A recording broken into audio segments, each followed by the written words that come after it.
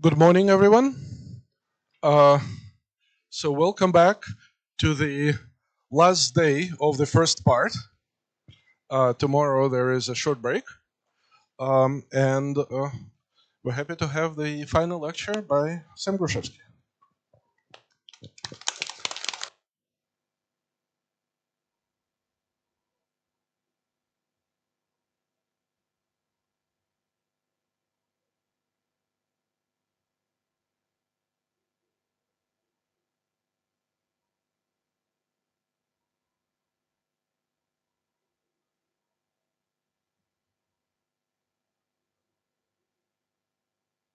So I have never talked about this proof. There are not all that many people in the world, I think, who know the details. So it's completely possible that the proof will just collapse halfway through the lecture. If it happens, it's my fault. It's not the proof's fault. Okay? Uh, there are some ideas in the proof which are more geometric. There are some ideas in the proof which are more sort of down-to-earth technical computational. I'll try to tell you some of these ideas. I should tell you that I'm telling you the Krichever's proof of this statement. There is a largely independent proof of the characterization of Jacobians by flexes of Kuma varieties via algebraic geometry by Arbarello, Codoni, and Pareschi. The work of Krichever is around 2006-7. The proof by Arbarello, Codoni, Pareschi is maybe a year old, including a correction to one of the main technical statements that hasn't been published yet, so it's sort of ongoing. There are three cases of the trisecant: the flex line, which is what I'm going to be talking about today, a line that is tangent to the Kuma variety at one point and intersects at another point, and the fully discrete honest trisecant. The algebraic geometry proof by Arbarello, Codoni, and Pareschi only takes care of the two non-fully discrete cases. It does not handle the fully discrete case. If you read Krichever's proofs, there is one place where there is a very significant difference between the fully discrete case and the two other cases. That's the one thing that algebraic geometry is unable to handle. I don't even try to claim to understand the proof of the fully discrete trisecant case, so don't ask me how that goes. I'll try to remind you of roughly the setup. I'll try to show you some of the computations. I'll try to show you how the result arises.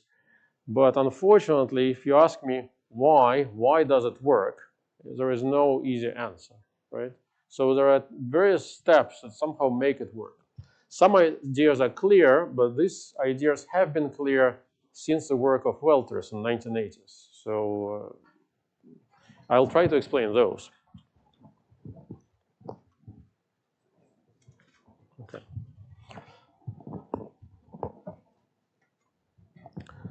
So let me remind you where we start from. And my notation today will be slightly different from last time. So t, the variable t today, was actually called y yesterday. And I apologize for that. So this is, you remember I was writing the kp and there were x, y, t. So t is not what t was yesterday, t is what y is yesterday. Because otherwise I won't be able to write formulas nicely. And that's what Igor Krichever also did. So recall, I mean, not quite recall, I'll write for you again a formula. So a flex line of a Kuma variety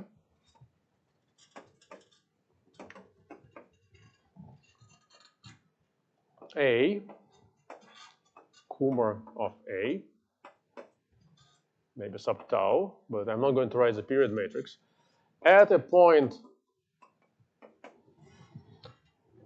P, at a point R, sorry, I mean, I'm changing notation as we go along because we won't quite use the same notation as last time, is the following equation.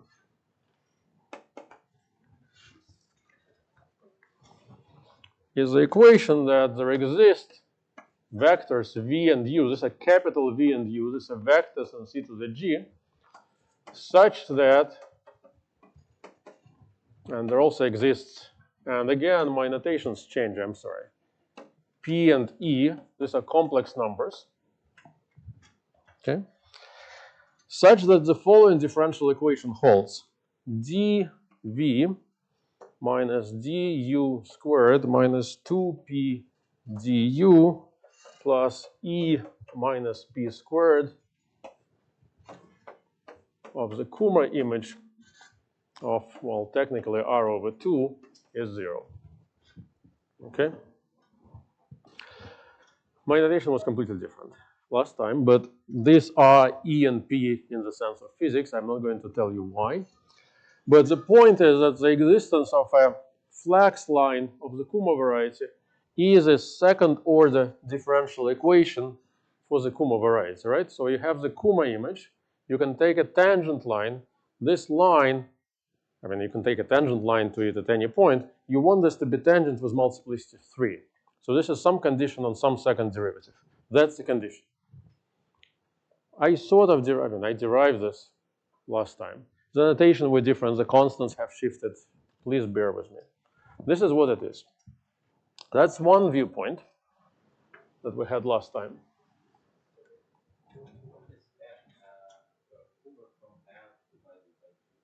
It's a point R, and I just divide the point R by 2.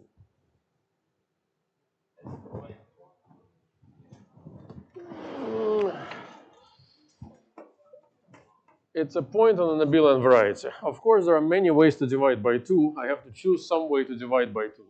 If this were the greatest of my worries today, I'd be a very happy person. So there is this ambiguity. Last time I was also writing divide by 2, and there was a discussion of how I divide by 2. It doesn't matter because the Kummer really multiplies us by 2, so it's not an issue. Okay? I'm just writing this so that this R will match the R that will show up in the next formula. That's all. From the other point of view, we know that we have a Baker-Krichever function,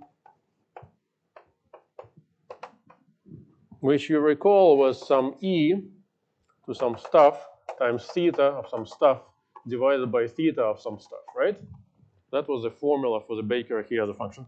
I'm ignoring the normalization for the time being. And you remember that we had two differential operators, which we probably want to call L1, which was dx squared minus u, and L2, which was u is a small u, this is u of x.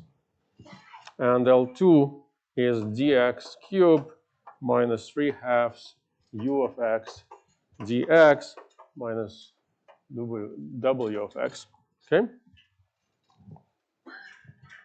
And the conditions were, the function was actually of 3 variables. So our conditions were, and now I'm changing notation again, so L1 psi was d psi dt, okay, which was y yesterday, and L2 psi is d psi dy, so I swapped t and y here, okay? And then if this was the case, then I have an equation L1 minus d dt, L2 minus d dy, and hopefully I swapped correctly, is 0. This gives me the KP equation. Okay. And then what I mentioned yesterday was a theorem of Shiota, was a proof of Novikov's conjecture, which was to say if the theta function, I mean, I'll tell you in a second what u is, satisfies the KP equation, then your abelian variety is a Jacobian of a curve. Okay? And what I told you before was that if I have a family of trisecant lines or a family of flux lines, then by a theorem of Gunning and Welters, your abelian variety is a Jacobian again. Okay? So what I want to do today is I want to prove characterization by fluxes, and let's call this, K. This is the Kummer equation for the Kummer.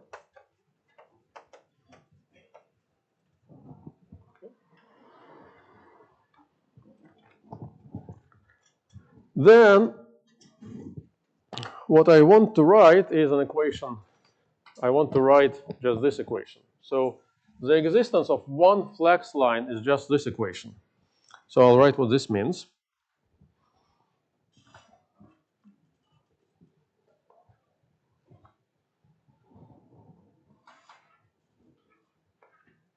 dx squared minus u of x psi is equal to d psi, dt psi for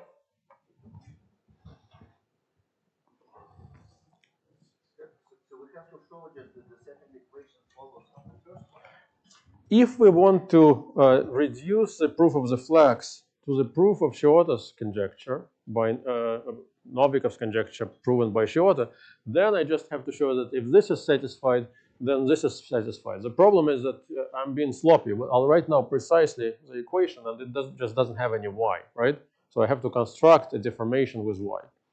But the actual proof by Krichever does not go that way. He does not use Shiota's result. He is actually able to reprove it, if you wish. So somehow, I'll say in a second. So this is not how we're going to go.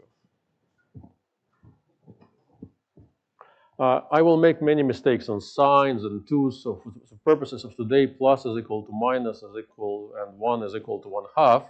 This can be made correctly. This is crucial because something will cancel somewhere. I have my notes. Igor Krichever has 2 survey papers. That's one of them. If you compare my notes and the 2 survey papers, the signs are not always the same, so it may not be right. But I'll try to.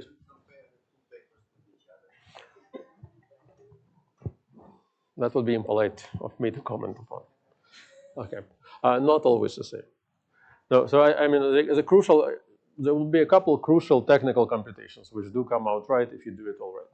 So that's the equation I need to have, and here my psi is going to be theta of r was at that point r, plus capital Ux plus capital Vt plus a point z divided by theta of Ux plus Vt plus z times e to the px plus ey, where u is minus 2 second derivative of logarithm of theta ux plus vt plus z. Okay?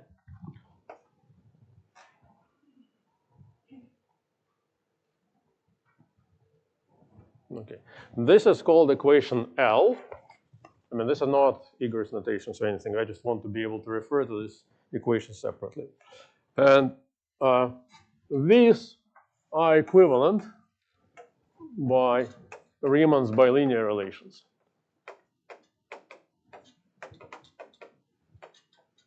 For the theta function.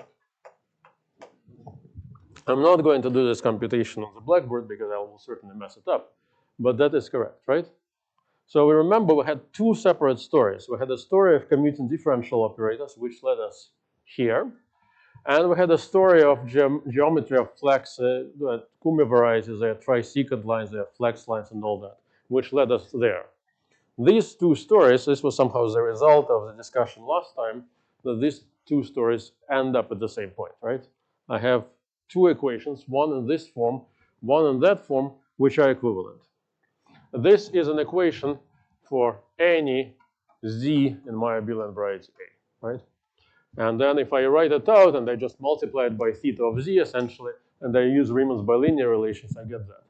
That's the computation that needs to be done. I won't go that way. Okay, but this is straightforward. Okay. So theorem, and this is the theorem of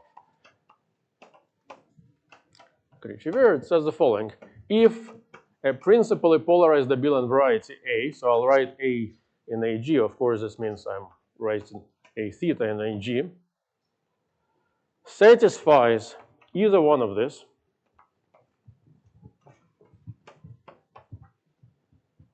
equivalently L, then A is a Jacobian of a curve for some curve C. Okay, this is false as written.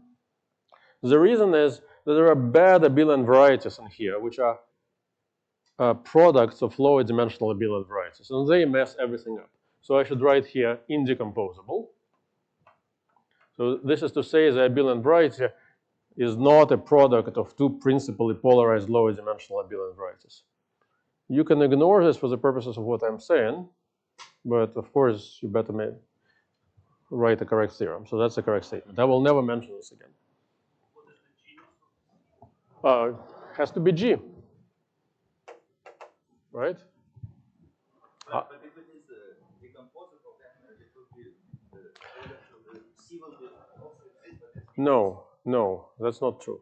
So if an abelian variety A is decomposable, it could be a product of two 10-dimensional principally polarized abelian varieties, neither of which is a Jacobian, but these equations will still be satisfied.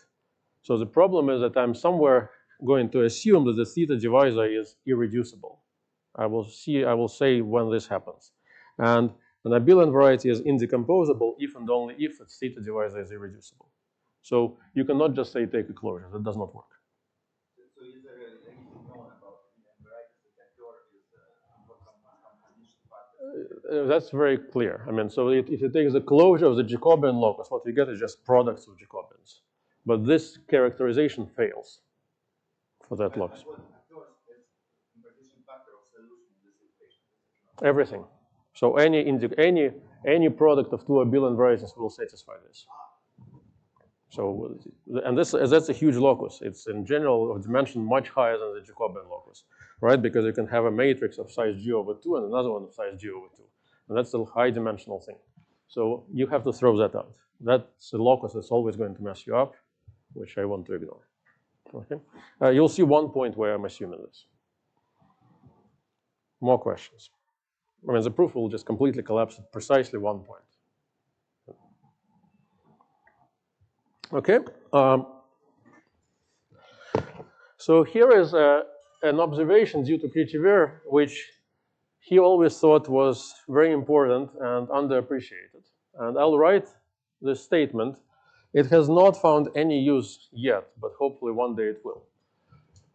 So claim, I mean, this is a computational lemma. It says L, the condition L, which is equivalent to condition K, implies the following, and I'll write a formula just to scare you. Okay, so it implies the following: theta v squared minus theta u squared theta u plus 2 theta u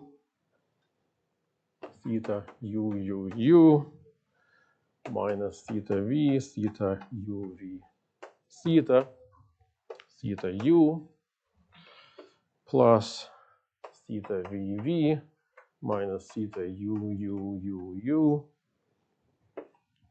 theta u squared is 0 along the theta divisor.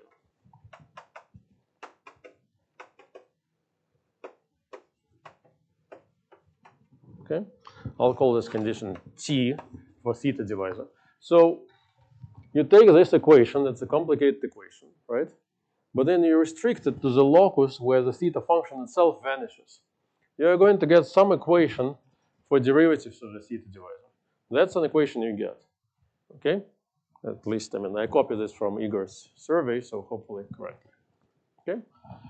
So this implication is a straightforward computation that I'm not going to bother with. You just plug in, you say theta is 0, you expand it around its 0 locus, you get something. There is no such implication in principle. There is no way to get from an equation on theta divisor to an equation for the theta function globally. I'm unaware of such a procedure. If you take the divisor of a function and you take a partial derivative of this function and restrict it to the 0 locus, you get a section of the same bundle. Well, very nice, but doesn't tell you how to extend. So there is no easy way on the level of equations to go from here to flexus. The proof by Igor doesn't really use either one of these, it uses this. So the actual statement that's used in the proof happens to be this at the end of the day.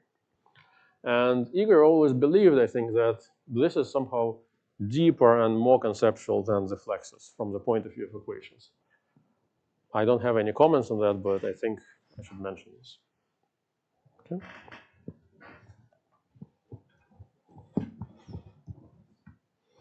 Any questions so far? So this equation is supposed to be non-homogeneous. There is one term before, and there is a certain addition. Well, I think I copied it correctly. I was careful. So, yeah. There is no. Then it means so I didn't copy it correctly. Okay. No, there should be no theta. I mean, this is an equation on the theta divisor, so I better not have any thetas. No, it should be homogeneous, so I'm worried. Okay, let me check. So I probably. Okay, now I'm worried. It should be cubic. So I think.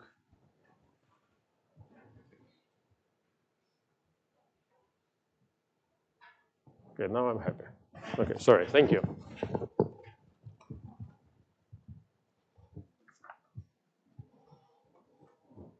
Okay. So what's going to be our proof strategy? I start with one equation. Let's think about the equation in this form. Equation, it's a differential equation, partial differential equation for the theta divisor. I know that if I had another differential equation, secretly L2, that would commute with this one, then I could try to construct a spectral curve. The moment I have a spectral curve, if I've done my job right, hopefully my abelian variety is going to be a Jacobian of that spectral curve. Okay? That hopefully is pages of work. I should check that I'm getting a smooth spectral curve. I should check a whole bunch of things. This is the work I'm not going to show you today at all. So the moment I construct for you some commuting differential operators, I will declare victory. Okay? This is not proper, but at least I wanted to explain how you get to that. Because from that step, the rest for experts is, I think, a matter of technical computation. Not, I mean, if you believe that it's going to work, and the promises it is. But the point is how to construct another differential operator for which psi, this psi, will be another eigenfunction. And I want to construct more. How would you do that? So if you think about differential operators, they differentiate in some direction. If you think about difference operators, this means I translate by something and somehow I relate the value. So I'd like to translate somewhere. Which direction should I be translating? Well, you can imagine that the direction u is the most important here. If you look at the equations written here, there are many, many, many u derivatives. There are fewer v derivatives. The u derivative plays a very special role, right? It's the first order derivative. So what I want to do is I want to take my equations, I want to translate them in the u direction morally, and I want to somehow construct a solution in the u direction. I'll say precisely, well, not precisely, I'll say more precisely what this means. Once I construct a solution in the u direction, this will not be enough because u direction is not the entire abelian variety, but maybe I'll soup it up somehow and I'll get some differential equation. That's what's going to happen here. But this will take some time.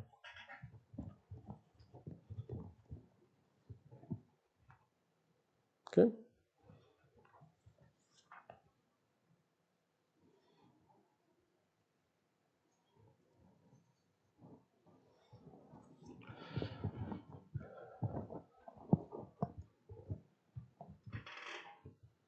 So what are we going to do? So we'll consider solutions psi of the standard form, in the usual expansion, of the equation L, but with u, I don't care that it's a theta function, with u being minus 2 times log of some function tau of x and y. X and t, I'm sorry. Okay? Okay, I'll keep both notes here so that I can compare where I made mistakes.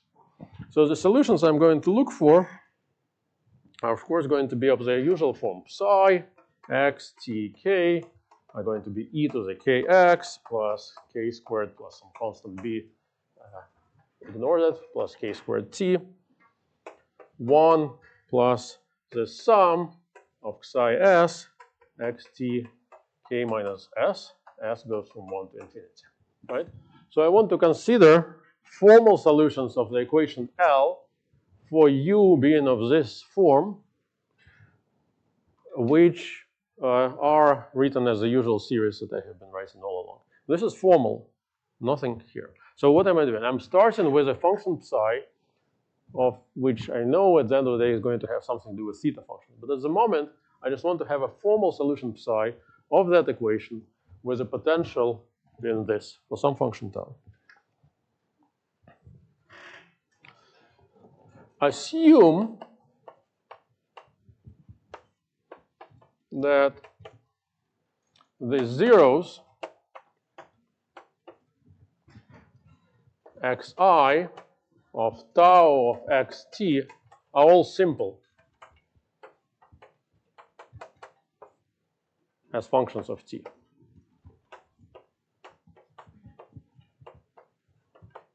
So I want to say that basically tau of xt is, x minus xi tau product, right?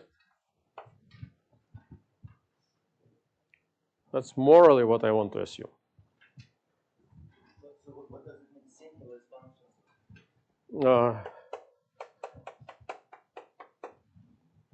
So I want to say, so I'm looking at tau as a function of x of t, and I'm looking for its zeros as x being a function of t. They are labeled xi, and I want to assume that they're going to be simple. Why is that important? Because I'm differentiating with respect to x. So what I'm trying to figure out is what order pole I'm going to pick up when I do that. Sorry. Yes, so I want that they're distinct for generic t. I'm being purposefully sloppy somewhat.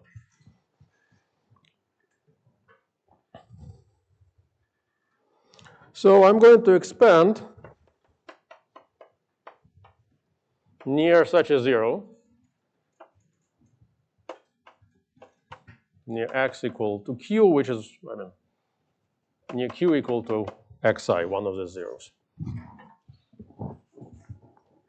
So near such a zero, if I write u, I'm going to get 2 over x minus q squared plus some v plus some w times x minus q dot dot dot.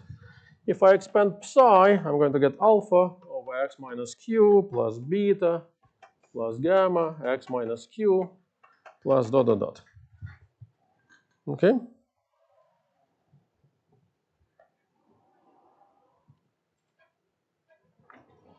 Now I'll substitute this. Why does u have no term of degree minus 1? Because it's an x derivative of something. So it doesn't exist. So this is crucial. So the crucial is the zero here. There is no term of degree minus 1. It's crucial that this is a second order logarithmic derivative of some function with a simple zero. It does not have a simple pole. That's the crucial part. So everything is just the obvious expansion. You figure out what the lowest order term is, you expand. The crucial part is that there is nothing here, right? Because it's the second order logarithmic derivative of a holomorphic function. So I substitute this into my beloved equation L, eliminate, compute. What I'm going to get at the end is I'm going to get the following. I'm going to get q dot dot is equal to 2 times w. W is this. Okay? So these are expansions in x. So of course, these are all functions of t somewhere, right? So dot dot means a derivative. F dot from now on will mean the derivative with respect to t, and f prime will mean from now on the derivative with respect to x. Okay, which is why I have switched to variables x and t so that I can write formulas this way.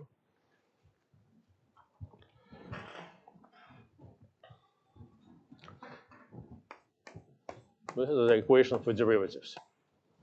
Okay. I don't see in the equation L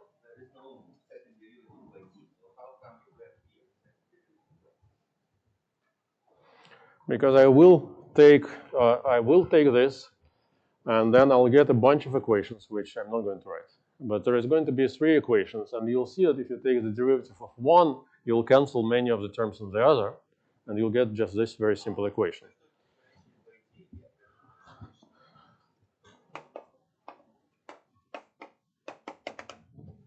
Okay. Why am I doing this? Well, it's a nice equation. This also is an equation that arises in other problems, right?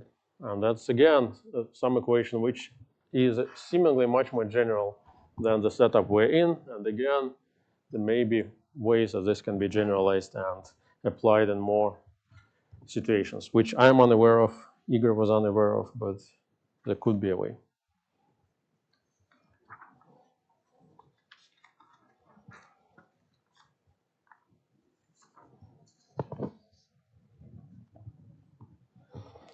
Lemma.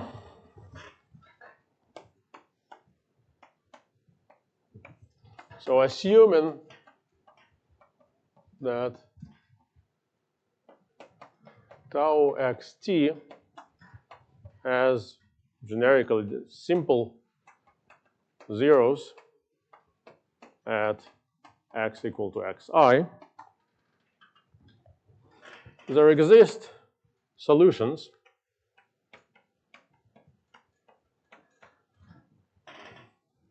psi of simple 0 at x equal to q, say, of my equation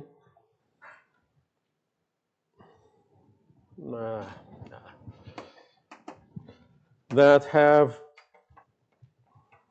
simple poles at x equal to xi and are holomorphic everywhere else.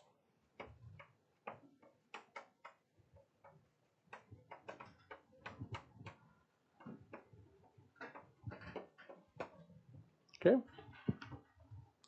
This is a very technical looking statement, I agree. But surprisingly enough, it's the key to everything that happens afterwards. There are 2 such statements about orders of poles that are essential for the whole argument to work. I'm not going to try to prove this, I think, but probably not. Let me explain. Maybe I should prove it. Let me explain what happens here. So I have an equation, and I have this equation, and there is a u, and u has a pole, which is of second order, as we saw here. And psi is going to have a pole of the first order. But I want to know that I can write this expansion, and that this all works infinitely far in the power series with only first orders. So what does this really amount to? It amounts to some laborious computation term by term. So typically what happens in such things is I have psi, which is an infinite series, and I'm differentiating psi, right? And if I have in some term psi s, if I have a pole of order a, if I differentiate with respect to whatever x, at x equal to q, then when I differentiate, the pole order is going to increase by 1 typically, right? So you would expect that to be able to solve these equations, my psi s would need to have higher and higher order poles. For that not to happen, some miraculous cancellation needs to happen so that I will be able to stay with bounded pole orders. And let me write sort of the proof. So I just want to demonstrate that somehow this is a computation. I don't have a geometric reason why that happens. The only reason I think it works is because it works. And it's a formal computation term by term. So somehow you start with the assumption that u only had, simple 0. The tau had simple 0, so u had only a second order pole. And then you just write down recursively the equations for the coefficients of the expansion psi s, and you check that recursively they will never get a higher order pole. And that's a computation. I wish I knew a good reason for that, but I don't. The first question about equation, so W on the right hand side. It's a function of what? So W is this coefficient in the expansion of U, right? I'm expanding U, which is a function of x and t. I'm expanding U and x, so these are functions of t. So this is a function of t, this is a function of t. Q is one of the zeros xi, right? Yeah. So I'm expanding near q equal to xi, right? And these are all functions of t. So this is an equation for functions of t. So in particular, I can solve it by integrating.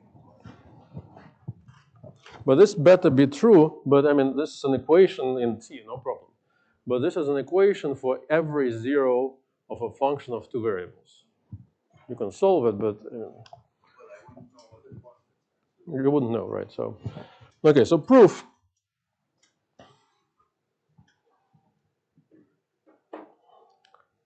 So, I mean, the expansion is psi s must be equal to some residue part rs over x minus q, right? That's what I was writing, that it has a simple pole, as you can, plus rs0 plus rs1 times x minus q plus dot dot dot, right? That's the expansion that starts with the first order pole. And then the equation I have to solve, so need to solve, L is equivalent, L implies that psi s plus 1 prime times 2 is equal to psi s dot plus u times psi s minus psi s double prime. Okay? So I'm not writing what u is, I know what u is. But I'm just trying to say that this psi must be annihilated by this differential operator, right?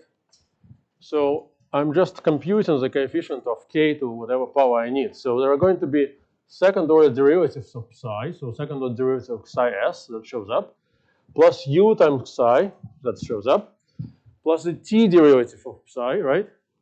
And this better be equal to the next term, right? I mean, forget the 2, doesn't matter. I mean, matters for computations. But then, you know, whenever you're doing this differentiation, you're pulling down some power of k. So the power of k that you're pulling down is this. So remember, our procedure for solving for psi s was to go term by term. So that's the equation from which you're supposed to solve for psi s plus 1. So, and I want the solution in this form. For psi s plus 1 to exist in this form,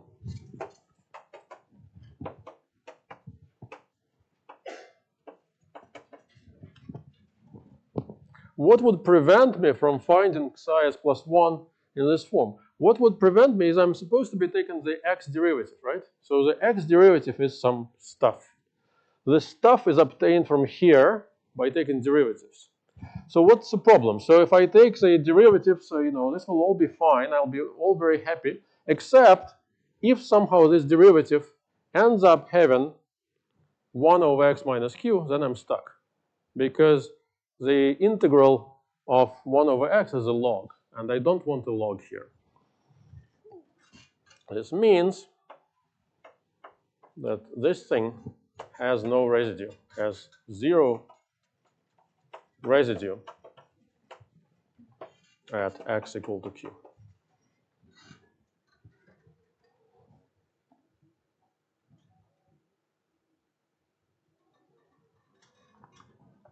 Okay, miracle.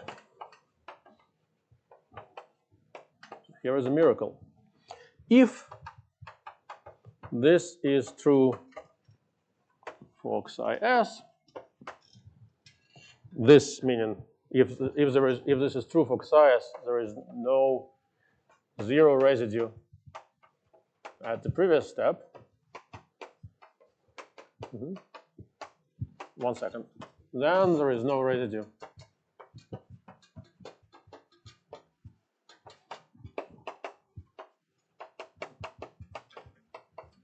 Yes.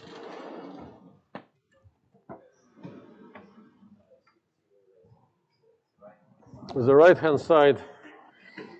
So I'm trying to find a function psi by finding its expansion term by term. The terms of the expansion are called psi s, right?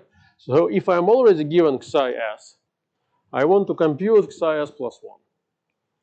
And the way I compute it is from this equation. That's the cancellation. That is to say that L psi is 0. So I want to find psi s plus 1 from this equation.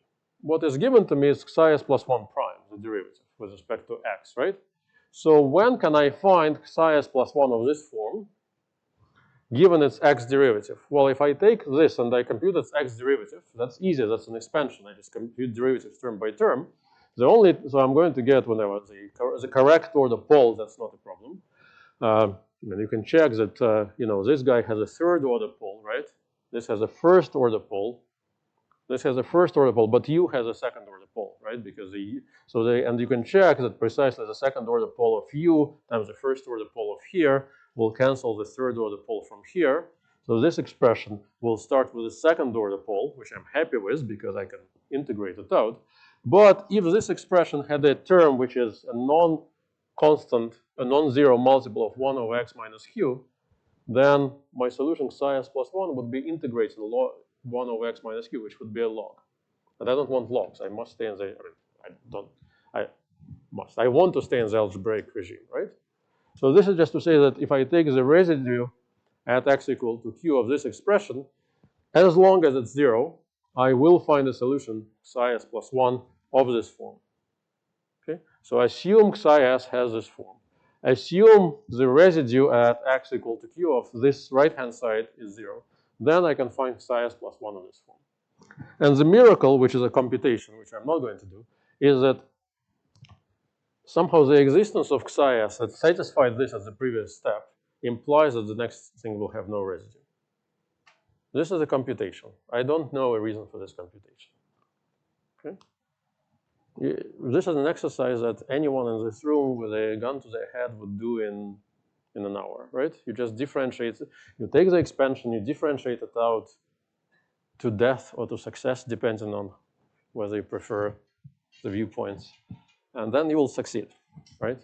So it's just a cancellation of some terms, right? It's a finite calculation of derivatives with respect to x and t of a bunch of functions. That's all that happens.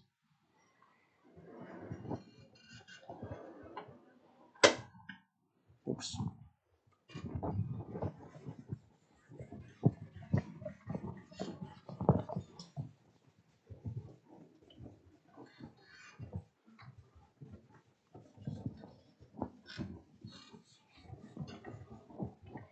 Yeah, I have no idea how long it will take us to discuss the proof. So I might have to stop mid-proof. I might be done early. We'll find out. Okay? So to my mind, this is somehow unsatisfying. I haven't really explained to you why this is the case. And there might be a better reason, but I'm not sure. The proofs compute. Okay. So where are we now? So we have proven, or at least I'll assume this lemma. So this means starting with the equation of a flex line on this form, I didn't really need that much. I have constructed formal solutions in that form such that each coefficient, so the whole thing, has at most a simple pole at the zeros of the function tau, at the function theta, right? So I have found such solutions. So next step, so this was step number 1, I guess. Next, I'm going to construct, I'll call them U periodic, that's a bad name. The names in the literature not much better. Solutions psi, okay? Let me explain what I mean by this. So my psi that I've constructed there is just a formal solution. It has no meaning. But I want to somehow try to extend it to a less formal solution, and I want it to be invariant under something. So what is going to be invariant under are translations by the vector u. So let me try to explain the geometric picture. So here is my abelian variety, A. Here is a vector u. Remember, this is a capital U, right? This is a vector that plays a role, the main role in the whole discussion. I can try to look at this vector in the abelian variety, right? And this is a horrible picture because I'm drawing a real picture in a complex abelian variety, but never mind. So I can take uz, and the set uz for z in a complex number, right, is a subset of the abelian variety A. Okay? Some linear thing. It doesn't have to be closed. You can convince yourself very easily, and my drawing skills will fail because the first interesting example is when A is two-dimensional, and this is a one-dimensional line that sort of is going to wrap around infinitely many times, right? So this is what is going to happen. So I can define by, AU is algebraic or the complex, if you wish, it doesn't matter, by the Gaga thing, algebraic closure of this locus, of this set. So what this means, so this is a minimal abelian variety, abelian subvariety of A containing this. Okay? And this can be of arbitrary dimension a priori. So if I have an abelian variety, it can just contain an elliptic curve. So imagine that I have an abelian variety called E cross E, where E is an elliptic curve. And I take an elliptic curve E, and I map a point Z in here to say 3Z, 4Z, whatever. This will give me a copy of an elliptic curve inside here. That's totally possible, right? This is an example you probably don't like because you remember that we excluded the products of abelian varieties before. But you can do an isogeny, a finite degree map of abelian varieties. This will be possible. So this AU may have an arbitrary dimension. So the dimension of AU typically would actually be G. Typically, you would expect that it's just the whole thing, but it could be just one-dimensional, right? So it's the algebraic closure of this locus. So it's somehow, this is a dense, this line, complex line generated by U. And it may be dense on the whole thing, it may be dense on some abelian subvariety. So that's what I want to take. Well, I said algebraic closure, I don't know what this means.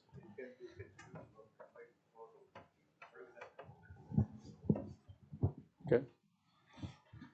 The risky closure. If I take the analytic closure, this will still be the same. So it doesn't make any difference. So I really want the closure, okay? So this is the same. Topological closure is going to be the same. Nothing happens here. So and the U periodic solution. So I want morally phi to be a solution on this abelian subvariety. This is what I morally want to be. This is not exactly what I'm going to be able to say, but morally that's what I want to do. Notice if I do that, I may have already won. So if my dimension of AU is G, that means it's the whole abelian variety. So I will have constructed a global function psi, and then our machinery will quickly work. So the difficulty happens if the span of U is a much smaller abelian variety than everything. However, the case when the dimension is 1 is very special. In this case, you actually get an elliptic Calogero-Moser system, and somehow everything becomes very clear and very nice, but I won't tell you.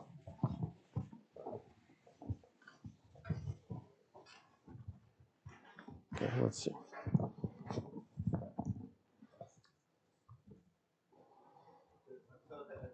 Yes.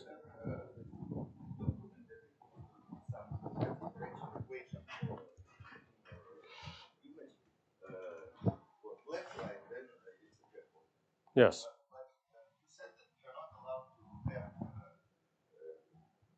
non-smooth line going for non-smooth point. Yes. So how will you know if you have a solution of this equation that this point is smooth? That's not going to be an issue here. In the formulation I've taken, this is, I have to specifically exclude that. Let's look at the, I will see this because some derivatives will vanish.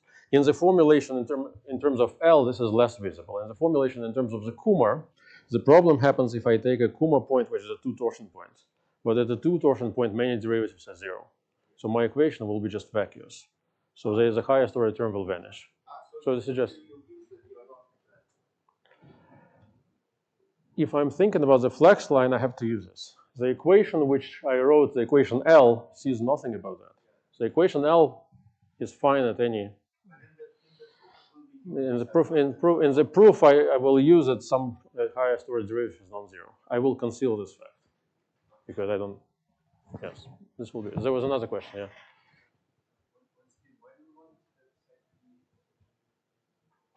Why do I want it? Because that will help. Okay, I mean, this is the next step that I'm going to pursue. So morally, as what I said in words was, if AU has dimension G, if it's the entire abelian variety, then I will have constructed psi, which is a global solution on an abelian variety. I don't know what this means. I mean, these are words, right? I haven't defined for you what I really mean. So remember, our goal somehow, somewhere, is to construct a curve, right? I have a differential operator L, which has an eigenfunction psi. L psi is 0, L psi is d, dv psi, depending on how you look at it, right? If I could somehow get us back to the setup of a pair of commuting differential operators, I would get a curve. If I can do this, maybe I'm getting close. So if you'll see, but this will be the third step, right? So more questions.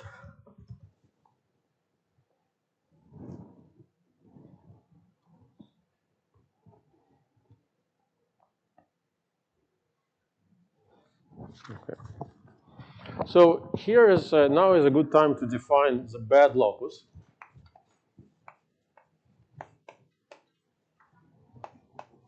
Sigma. This is the locus of points on my abelian variety, z, such that theta of z is equal to the u derivative of theta is 0. So this is the intersection of the theta divisor with the partial derivative of theta with respect to u.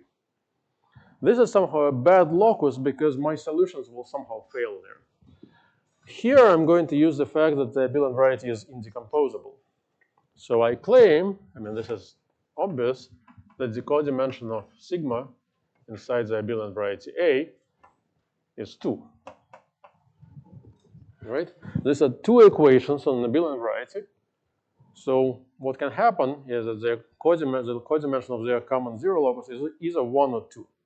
If it's 1, this means they must share an irreducible component. But on an indecomposable abelian variety, the theta divisor is irreducible. So the only way this could be one-dimensional would be if the partial derivative would vanish identically on the entire theta divisor, which is impossible because the partial derivative is not a section of a line bundle globally. Okay? For A indecomposable, this holds. For A decomposable, this will fail because if I take u sort of along one of the two factors, then the intersection will contain a theta divisor in the other factor times everything. So this is where everything fails. Okay. So this AU that I've defined was a abelian subvariety of A, but I can choose a translate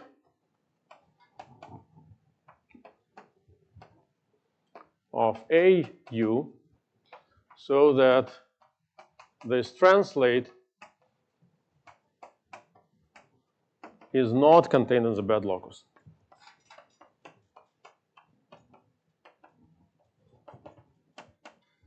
Okay.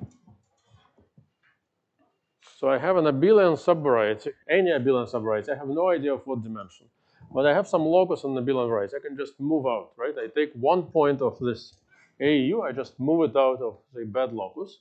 Then, of course, the bad locus will not be contained. The translate will not be contained here, and the small perturbation will not be contained either. I'll denote this translate still by AU because I'm lazy.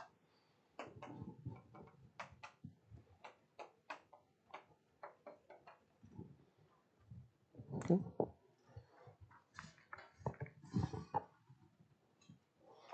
Lemma. If those equations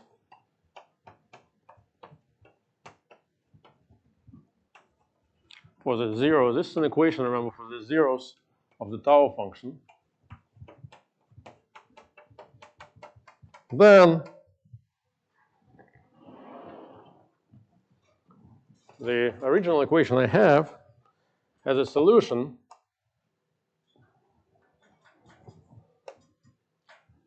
as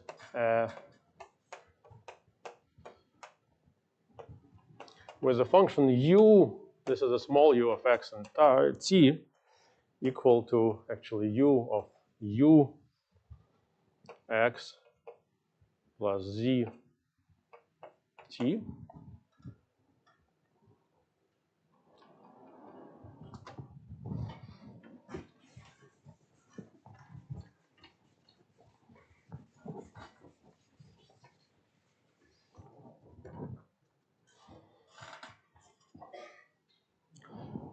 So this is u psi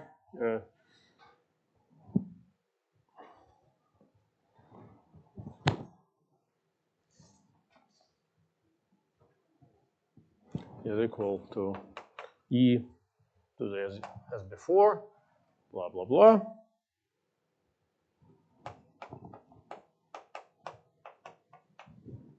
But here I'll write this also as a function of this variable.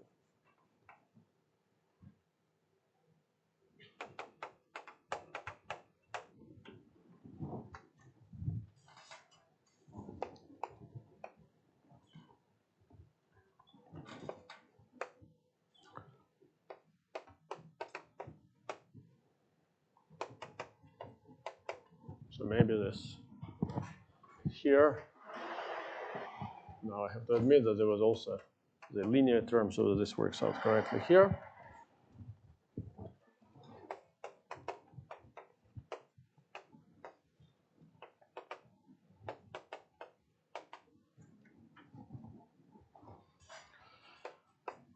Whereas xis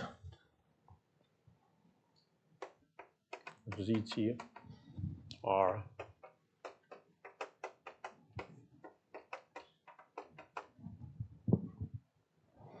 for tau s holomorphic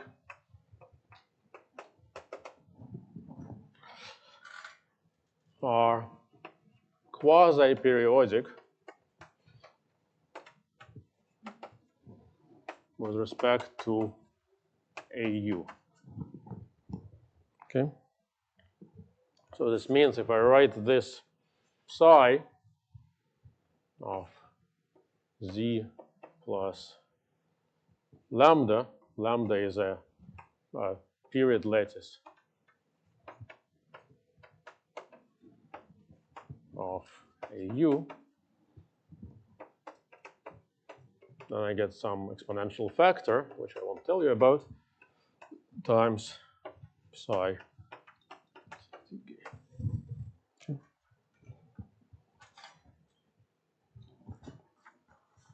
So what happened here? Nothing much visibly happened. I just said that I can find a formal solution of the previous equation, which is going to be quasi-periodic with respect to AU. So this is quasi-periodic means it's not a function on AU. It means it's a section of a line bundle on AU. That's what essentially it means. You can figure out what section of what bundle if I told you what happens here.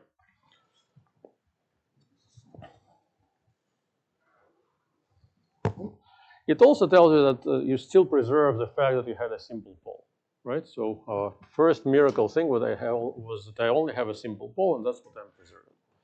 So what this is saying is only that I can always construct a solution, psi, a formal solution, which is going to be periodic with respect to the variable AU. And this is unique up to some normalization.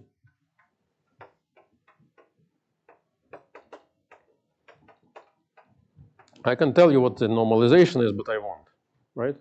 So you can find such solutions. As usual, the way you would prove existing solution is some formal procedure. So you have to start somewhere. So there is some initial data that will determine your solution. And the normalization should be whatever you need to determine this initial data. And that's possible to write down, but I don't want to.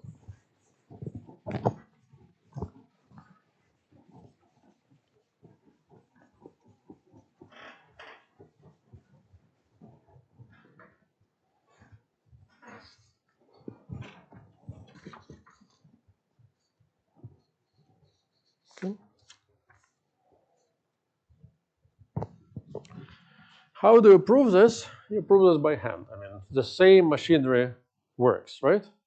You just need to check that somehow you will be able to solve this in this U periodic way, if you wish. And this is a matter of checking that indeed the conditions on the derivatives and the conditions on satisfying the equations are sufficient to find such a solution. So this is direct computation, which if you think more about it, the more you think about it, the clearer it will be to you that this is going to work. Okay? Yes? For some tau s holomorphic function. This is just my way to write that these guys have a simple pole along the zero locus of tau, and this is something holomorphic. Okay? So what have we done so far? I mean, what we haven't done anything, but what have I tried to discuss so far? The first step was I can try to find a formal solution, which will have at most simple poles. Then I can find a formal U periodic, if you wish, solution, which will also have at most simple poles. Okay? We haven't gotten anything yet, you would imagine, but at the next step, I'll construct differential operator. So lemma.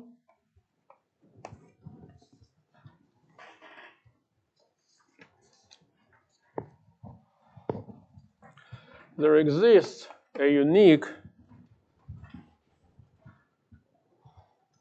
pseudo, so it seems I forgot to write the word pseudo in the blackboard one time yesterday, I'm sorry. Differential operator. If you don't know what a pseudo differential operator is, don't worry. I'll write in a second what I mean by this. L of Z, L, which is going to be dx plus the sum for s goes from 1 to infinity of ws of z dx to the minus s, such that I take L of ux plus vt plus z dx and dx psi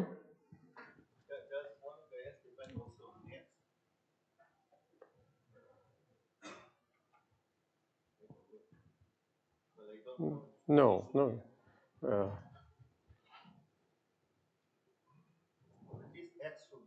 X should be there, right? X, Z.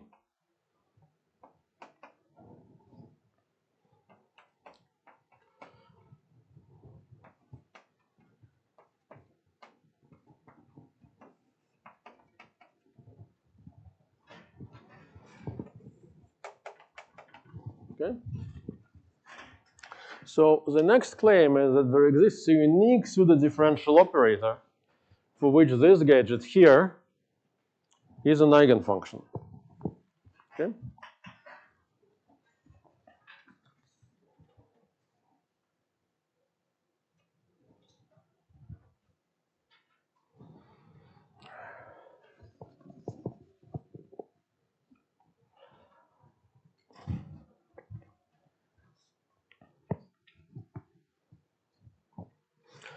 You can probably guess how you're going to solve this. You're going to solve this by just computing this coefficients term by term, right? There is no miracle here. The miracle not a miracle, but an observation is omega s is, no, I want this to be z, where z is an a. That's what I want. That's what I want. Omega s is a meromorphic function. So that's what I want. I mean, this is where I write x shows up here, right? The omega s will depend on x, right? Well, when I plug in this, yes. So I don't know. I mean, I would like to write omega s depends on this gadget here. Okay? So omega s is a function of this, not of individual pieces. So then it should say omega s of ux plus v.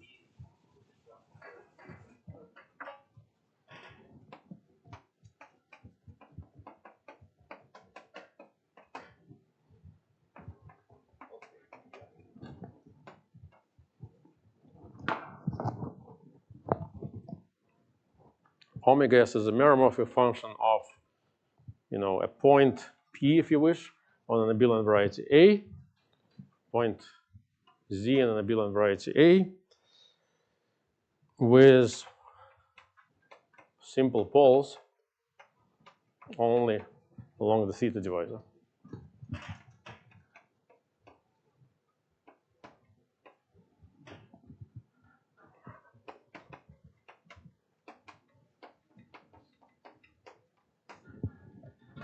Okay.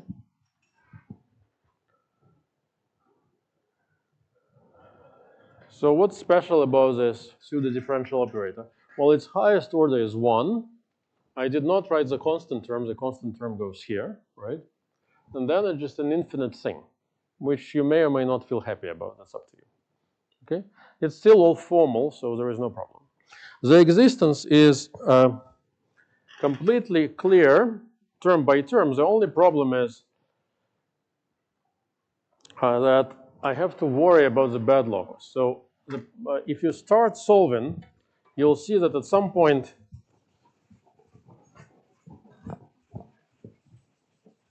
you'll have to assume something is non-zero. And that's essential. So remark, the existence and uniqueness of L is by computation for any Z which lies in, well, in the abelian variety minus the bad locus and CG minus the bad locus, if you wish. Because if you're trying to solve, you'll see that at some point you have to divide by the derivative. So this means omega s will be defined, will be meromorphic on omega s times theta will be holomorphic on c to the g minus the bad locus.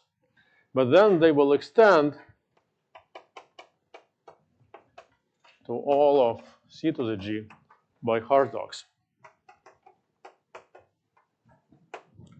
This was the first remark. So this is one place where somehow the bad locus is avoided. This is, you just need to compute to see that this is precisely the condition you need. The second more important remark is that notice this L is global, right? So L does not depend on the normalization.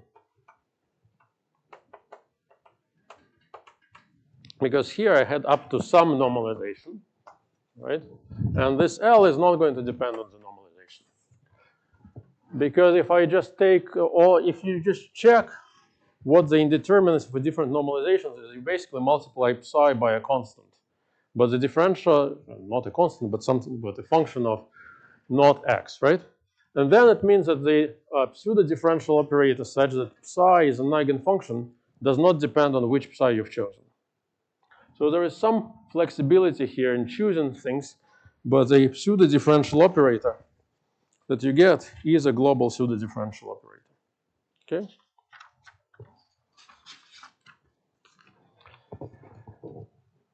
You might start feeling a bit more optimistic because we have now constructed some pseudo-differential operator such that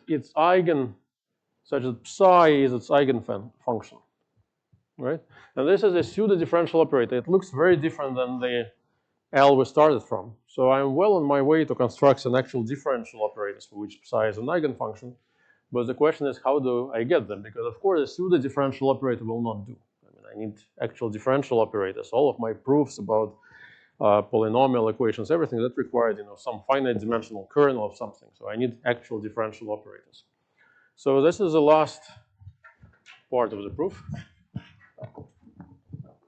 The last part that I'm going to show.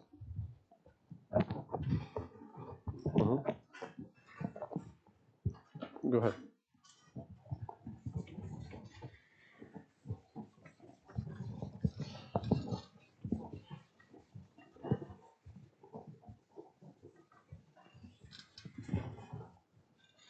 So I want to construct many differential operators starting from this one pseudo-differential operator. Okay? So how do you construct a differential operator from a pseudo-differential operator? You just chop off all the pseudo parts, right? If I just do that here, I'm going to get dx. This is certainly not a good idea, right? I want a more interesting differential operator. So what I can do is I can define Lm to be you just take L to the m's power, and you take the differential part, right? So this is to say the dx to the m dot dx constant terms of the m's power of L, okay? So I take the m's power for any integer m of this differential operator. This will be a pseudo-differential operator that can be computed. Since the series terminates in one direction, I can still compute term by term, which will start with the m's order derivative, and will have many, many terms, and then we'll have the infinite tail. So I chop off the infinite tail. So I get this way a differential operator. It's a definition of a differential operator. This is not so boring anymore, because even if you take L squared, what are we going to get? We're going to get dx squared, right? Plus, when I compute the square, there is going to be some interesting constant term, right? There is not going to be a linear term, because in the square of this, there is no linear term. But if I take the third power, I'll have the cubic term. I will not have a quadratic term. I will have a linear term. Take square of that times the dx inverse term. I'll have a constant term, and so on. So these are precisely the kinds of differential operators we like. So this is differential operators with leading coefficient 1, with no next order term, and a bunch of stuff. These are exactly the things we know and love and want to work with. Okay?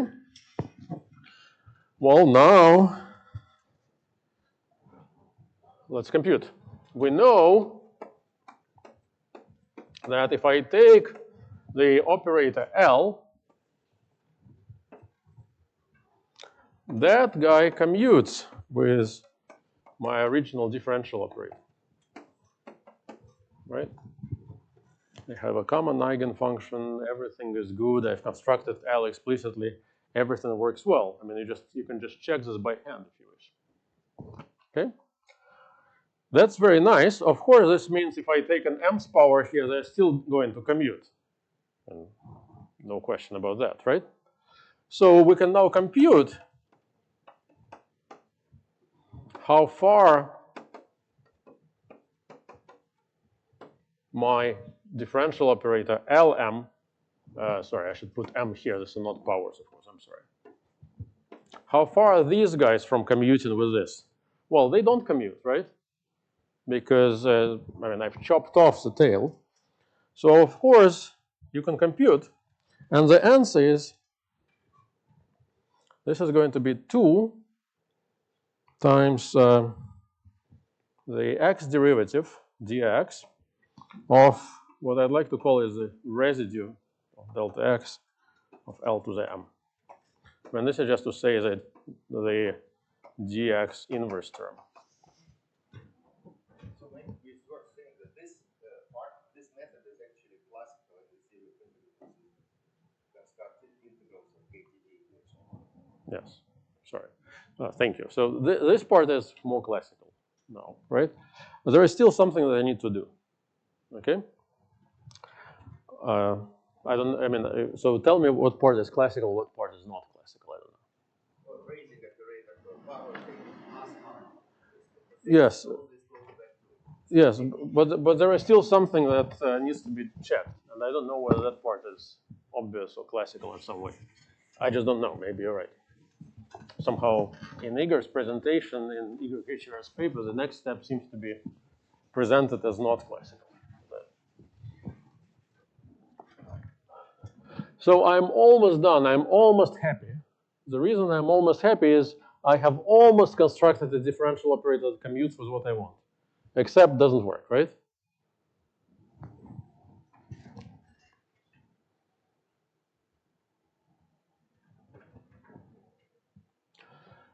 So I need to get rid of this part. How on earth can I possibly get rid of this part?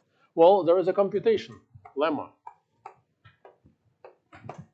Let's denote this residue by some fm. So it's some function on the abelian variety, right? Everything is on the abelian variety. So lemma fm for any m, fm has at most a second order pole along the theta divisor. Okay. This is the result of a computation, because everything I've done was in principle explicit term by term. You can compute it, and you can just see what the pole order is going to be. This is again a miracle. And I should emphasize this is not for free. This is a minor miracle. There are some cancellations that happened here, right? The same as in the beginning, there was some miracle that some term canceled. There is some miracle here that some term also cancels. You can compute it. It's not, once you know what to expect, and once you have enough patience, which I certainly don't, neither do I have time, this will work, okay?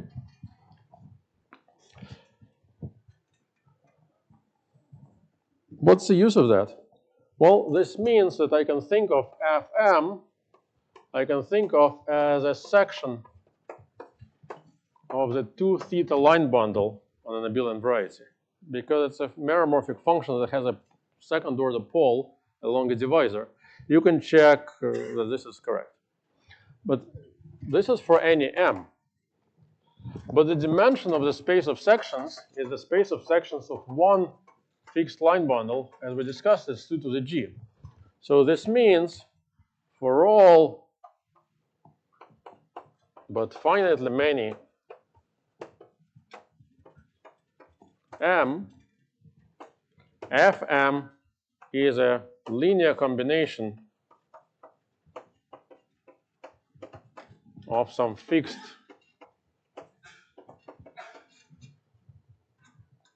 finite collection, some fi1, fi2 to the g, right? So these are an infinite collection of functions which are sections of 2 theta. This is a finite dimensional space. I have an infinite set of things in a finite dimensional space. So this means starting from some point, they're all linear combinations of the earlier things. Okay? So this means Fm is going to be some A M1, F I1 plus dot dot dot A M2 to the G F I2 to the G, right?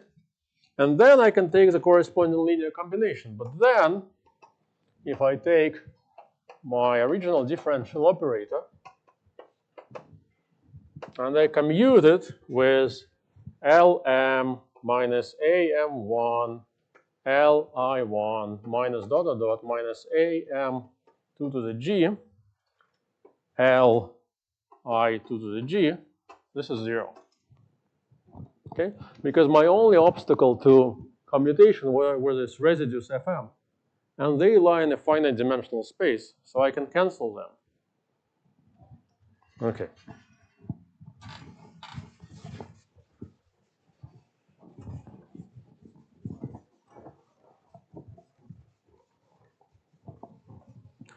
So finally, I have my original operator, L psi was equal to 0, okay?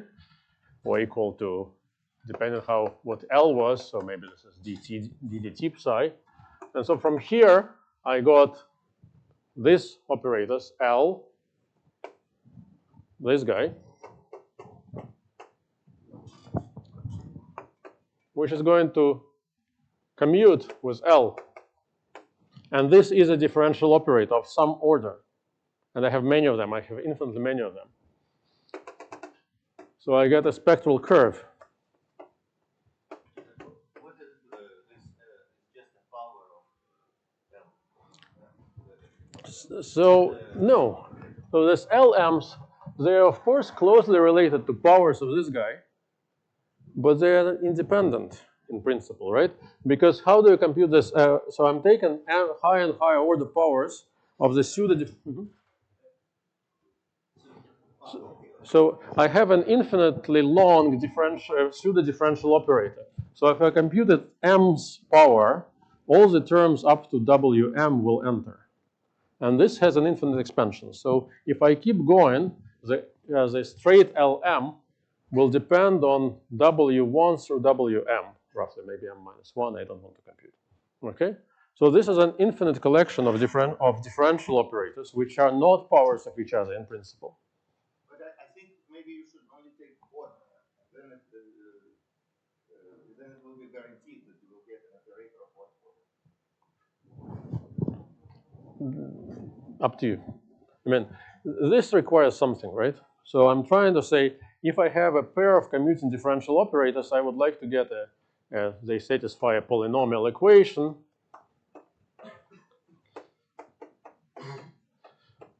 mean, in principle, this equation. So if I may comment, I think what Pasha is worrying about is something that I have been sweeping under the rug all along. For this machinery to work, I really prefer for the operators to be of co-prime orders, right? So my L is of order 2. So I really should be taking only odd order operators here. But that's not the only thing I was sweeping under the rug. To do this, and then to do, there exists a curve, and exists a Baker here as a function, such that Lm, which is an eigenfunction of Lm. At some point here, I need to mumble something about this being a maximal commutative ring of differential operators, which I never said in words, and I will not say in words. So this requires more. Okay. Well, you can always take the lowest. I can. Yes, but this is something I have not discussed at any point. It's too late. Since I have 5 minutes left, it's too late. Well, 1 second. So I get a curve C, and then I claim that the abelian variety is a Jacobian of this curve. Okay. Each of these steps requires a bit more work, but this is more standard. And this, I mean, originally your estimate on the degree of this operator is very crazy. My original estimate for the degree of this operator is something like 2 to the g, if you think about it, because I'm saying these are all sections of a 2 to the g dimensional bundle, so I know from 2 to the g plus first one, I'll have linear relations.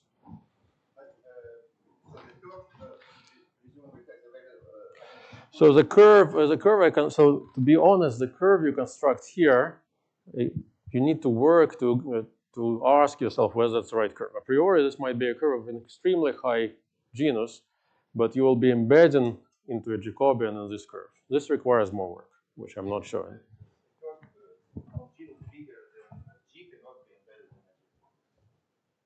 That's not true. No. So I mean, you can embed. So a Jacobian of genus G curve can contain a curve of arbitrarily high genus. There is no problem. So just some. I refuse to answer this question. I mean, this I cannot easily explain. This is a reasonably standard procedure. So in the proof of Shiota and things like that, this step also exists. There is no. I mean, there is an idea. There was an idea how to do that, which I'm concealing from you. That's not new. Okay, technically a bit new, but in principle that's not so new. I mean, as I promised at the beginning of the lecture, I was going to declare victory once I have 2 commuting differential operators, which is where I'm declaring victory.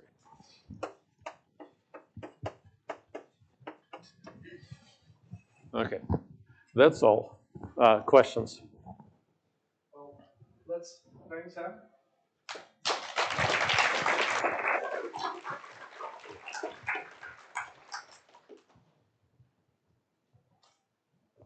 I think Sam was very successful in capturing the spirit of this approach and keeping us for the first 4 lectures and then showing how difficult the proof actually is in the last one although presenting the key ideas.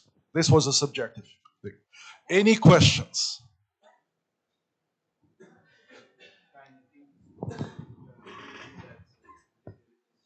Huh? What is zero? Hmm? Oh, the commutator is zero. Yeah, sorry. That's what I meant. Yes. Yeah. So that was a procedure, right? I start with psi satisfying one differential equation. By this laborious geometric procedure, I've constructed another differential equation that is satisfied by psi, which commutes with the original one, which is of very high order. Then I have to do the usual, some more stuff. Yeah. More questions? We still have discussions and exercise session. I don't know. Exercise, Is complete the exercise proof. complete the steps in the proof? Yeah. I have a question. So, in the classical theory of KDB equation, what one can do is basically you can take the second order operator L and take it to half integer powers. That gives you a pseudo differential operator. Take the plus part, and then you can show that if the operator is finite zone, then the residues of those powers at some point become independent, and you construct a commuting operator. So then you don't use this script L. So is it possible to run the argument that? I'm not an expert. I don't see a way how this would work. So there is nothing a priori a finite zone anyway here, right? So my problem is I have some solution psi, which is something. And, you're using the residues are sections of some line path. Right, but I somehow spent a lot of time trying to make them as algebraic as possible, right? I made them U invariant, so somehow there were steps involved. I don't see how to bypass this. But maybe Igor saw that, but if he did, he certainly didn't write it. So. Other questions? Okay, I suggest we give Sam a big round of applause for this very wonderful set of lectures.